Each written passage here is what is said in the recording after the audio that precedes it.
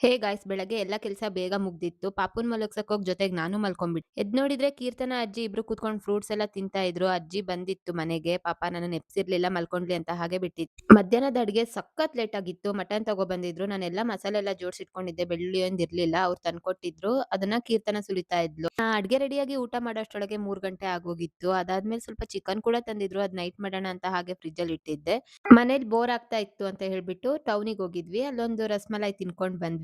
ಅಲ್ಲಿಂದ ಬರ್ಬೇಕಾರೆ ನನ್ ಮಗ ಫುಲ್ ಅಳತ್ ಸ್ಟಾರ್ಟ್ ಮಾಡಿದ್ದ. ಅವ್ನು ಹಿಂದೆ ಕೂರಲ್ವಂತೆ, ನನ್ ಜೊತೆ ಮುಂದೆನೆ ಕೂರ್ತಾನಂತೆ. ಅದಕ್ಕೆ ಅಳ್ತಾ ಇದ್ದ. ಎಷ್ಟ್ ಅಳ್ತಾ ಇದ್ದಾನೆ ನೋಡಿ. ಇನ್ನ ಮನೆಗ್ ಬಂದು ಒಂದ್ 8:30, 9 ಗಂಟೆ ಅಷ್ಟ್ರೊಳಗ್ ಪಾಪುನ್ ಮಲಗಿಸ್ದೆ. ಮಲ್ಕೊಳಕ್ಕೂನು ನಾಟಕ ಮಾಡ್ತಾ ಇದ್ದಾನೆ. ನಾನೇ ಮಲ್ಕೋಬೇಕಂತೆ ಫಸ್ಟು, ಆಮೇಲೆ ಅವ್ನ್ ಮಲ್ಕೊಂತಾನಂತೆ. ಆಮೇಲೆ ಇನ್ನ ಬೆಳ್ಳುಳ್ಳಿ ಎಲ್ಲ ಸ್ವಲ್ಪ ಇತ್ತಲ್ವಾ, ಅದಕ್ಕೆ ಶುಂಠಿನೂ ಜಾಸ್ತಿ ತಂದಿದ್ರಲ್ವಾ ಅವತ್ತು, ಅದಕ್ಕೆ ಶುಂಠಿ ಬೆಳ್ಳುಳ್ಳಿ ಪೇಸ್ಟ್ ಮಾಡಿಟ್ಟೆ. ನನ್ ಗಂಡ ಅಲ್ಲಿ ವಟ ವಟ ಅಂತಿದ್ದಾರೆ ಹಿಂದಗಡೆ. ನನ್ ಮಗ್ಳಿಗ್ ಶೀತ ಆಗಿತ್ತು ಅಂತ ಮೆಡಿಕಲ್‌ಗೆ ಹೋದ್ವಿ. ಅಲ್ಲೊಂದ್ ಫೇರ್ ಅಂಡ್ ಲವ್ಲಿ ತಗೊಂತಿದ್ಲು. ಅದಕ್ಕೆ ಅವರು ನಗಾಡ್ತಿದ್ರು. ನಾವು ಕೂಡ ನಗಾಡ್ತಿದ್ವಿ. ಓಕೆ ನಾಳೆ ಸಿಗೋಣ ಬಾಯ್.